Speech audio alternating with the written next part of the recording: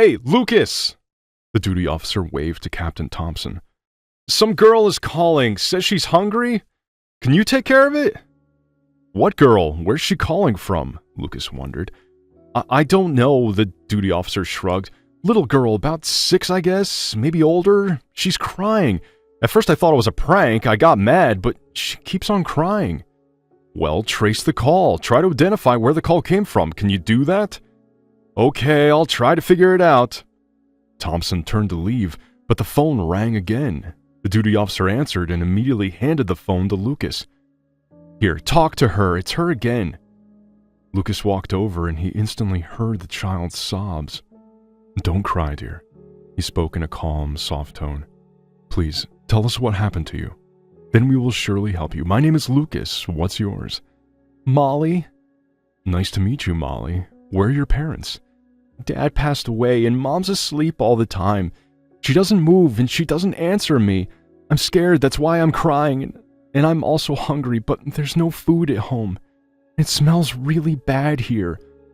We'll come to you right now and bring you some food. We will help you and check on your mother. Do you know your address? Lucas asked the girl. It was difficult, but she remembered her home address and told him. Lucas was glad they even knew her home address now and reassuringly said to the girl, There you go, clever girl. Wait for us. We'll be right there. But we're not at home now, the girl added. Then where are you? I don't know. It's a small house with a bad fence. I wanted to go outside, but there's a big angry dog in the yard. I'm afraid of that dog. Molly, I'll be there very soon. Very, very, very soon. Just be brave. Stay quietly by the window and wait. Okay? Okay, the girl replied and hung up the phone. Lucas headed to his car. He decided to go to the address Molly had given him and to ask the neighbors what had happened. His assumptions were correct. An elderly and very talkative woman who lived in the next-door apartment said that the Stewart family was okay until Nick, Molly's father, died. I mean, he loved his wife Sarah very much, Mrs. Spencer explained, but she's such a slacker and so slutty. I don't know what Nick saw in her. He's a very nice guy, kind and caring. I've known him since he was a kid. I was friends with his late parents. I think he fell in love like a boy. Sarah was an orphan. He took her to his apartment, nursed her back to health, and bought her everything she needed. She was unbelievably skinny and very young. Just turned 18 and he was over 27. He wanted a family and children, but this brat just wanted to have fun. She was bringing her friends home, throwing loud parties and getting drunk. What about Nick? Did he put up with everything? The policeman asked. Not really. He scolded her and kicked drunks out of the apartment, but Sarah was always arguing, defending her drinking buddies. She said they were like her brothers. She was going out with them and Nick would bring her home. There were periods when she would live without alcohol for a month and then she would start all over again. They lived like that for 3 years and then Sarah got pregnant. Rumor has it that Molly is not Nick's daughter. That's probably true because Nick is blonde with gray eyes and Molly is a swarthy, dark-haired, brown-eyed petite girl. The woman finished the story. Do you know where she might be now? Molly called the police station and said she was very hungry and scared, and her mother is asleep and not answering her. She may already be dead. Mrs. Spencer, let's think together about where the girl might be. She said she is in some little house and there's a big angry dog in the yard. Where could it be? The policeman asked. A little house? The old lady asked again, hesitated and then shook her head. I have no idea, no. Lucas was sadly silent, then continued questioning, trying to find some clue, but nothing came out. And suddenly, as he said goodbye to the woman and headed for the exit, she called out to him. Look, I once heard that Nick was looking for Sarah in the northern part of the city, on the outskirts. There's some cottages or private houses. Maybe you'll find something there. Lucas thanked the old woman and drove to the outskirts she mentioned. It took him about an hour to find the house, which looked abandoned, but there was a big dog in the yard. The dog growled upon seeing Lucas, but Lucas opened the gate bravely and headed for the house. The dog barked, running away to the side. Lucas took a half-eaten sandwich out of his bag and tossed it to the dog. The mongrel greedily ate it, and the shaggy head of a skinny girl looked out the window. Lucas sighed with relief. He had found Molly. It was undoubtedly her. The girl rushed to Lucas, sobbing with happiness that it was over. When she calmed down a little, Lucas gave her a bottle of yogurt. Molly, take the yogurt for now, and a little later I'll feed you properly, okay? Stay here while I go and check on your mom. What room is she in? Lucas asked the girl. The girl pointed with a nod of her head. Lucas went in immediately, went back out. No expert was needed to know that the woman had been dead for over 24 hours. Lucas went back to the car and requested the police squad to the address.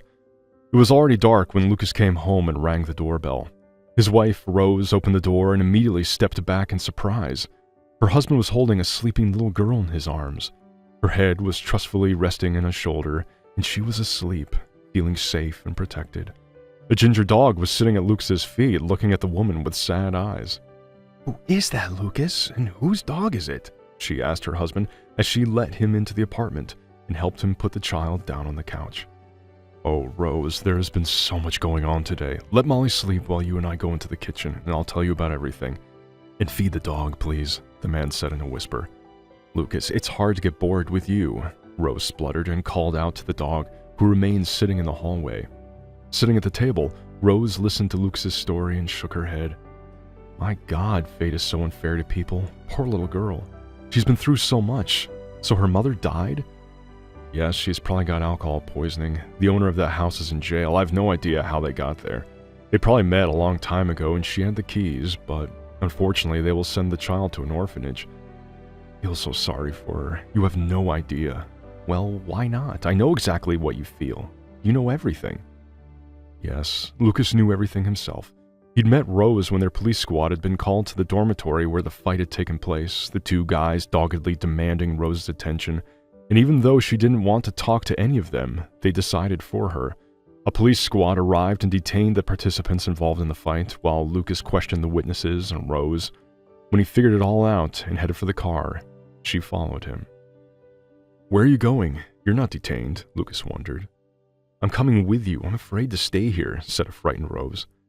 "But you can't come with me. I have to work and everything, and don't be afraid of these guys. If you need anything, call me," Lucas said as he got in the car. Those guys were released from police a few hours later. Rose, seeing them heading toward the dormitory, ran out of there in a dress and slippers. Lucas walked out of the police station late at night. It was raining outside, and he grudgingly buttoned up his jacket and lifted his collar. The umbrella was left at home as usual. That's when he saw the silhouette of a girl who was soaking wet and shivering with cold. He immediately recognized Rose and gasped in surprise.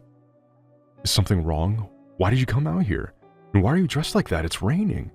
"I'm afraid to be in the dormitory. Those bullies won't leave me alone," Rose said, gritting her teeth from the cold. "Aren't you afraid of me?" "No," the girl shook her head.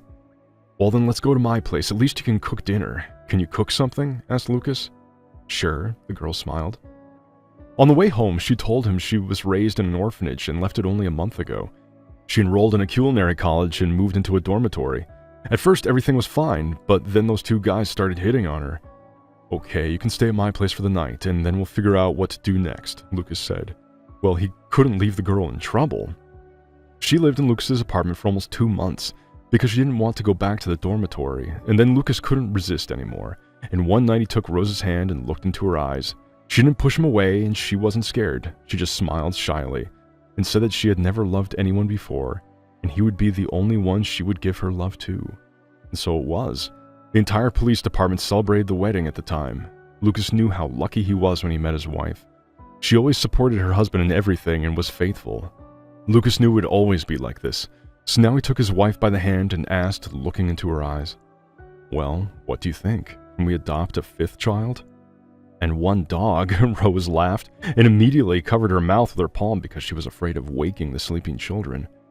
Without saying anything, they walked to the children's room where Michael, their biological son, who was a 1.5 years old, was sleeping in his crib. 8-year-old twin brothers Benjamin and Max slept next to him on the bunk bed. Last winter, Lucas and Rose were on their way home and met 2 little beggars. They lived with their grandmother, who was seriously ill and bedridden. The boys' parents died in an accident, and the old lady couldn't bear the grief and had a stroke. Rose and Lucas helped them in any way they could for 2 months, and when the old woman passed away, they took the boys in and adopted them. Now they had forgotten all the terrible days they had endured and slept peacefully. Mia, a 10-year-old girl, slept next to them on the couch. Rose met her in an underpass on her way home a few years ago. Mia had run away from the orphanage because she was bullied there. The girl didn't speak. Everyone thought she was disabled, but 6 months after her adoption, Mia walked up to Rose, snuggled up to her, and said softly, "Mommy." Mia was now an A student, spoke beautifully, was in regular school, and loved her foster parents very much. After adjusting the children's blankets, Rose and Lucas approached Molly. The girl was asleep, but a tear was streaming down her cheeks. Rose gently wiped it away and said affectionately, "Sleep, sweetheart. Sleep, daughter. Everything will be all right." 6 months passed. Lucas's whole family came to the ceremony where Lucas Thompson was awarded the extraordinary rank. Journalists were taking close-ups of the children's intelligent faces when the mayor appeared in the hall. He decided to personally congratulate Lucas on his extraordinary rank and thank him for his service. He was also well aware that the Thompsons were parents with many children, including foster children. He had a special present for them. "Lucas, as a thank you, let me give you a present from the City Hall, a big house downtown. I've already ordered the installation of a playground in the yard. You'll have it installed very soon. In the meantime, you can move into your new home. Congratulations." The mayor ended his speech, and there was thunderous applause. Lucas and Rose looked at each other and smiled. Then the children surrounded them, and Lucas said to his wife, "Let's take a family picture, you, me, and our 5 kids." "6," Rose whispered to him, and laughed. She tried to imagine what a surprising look Lucas would have on his face in the picture, but she was wrong. Lucas wasn't surprised. He was happy.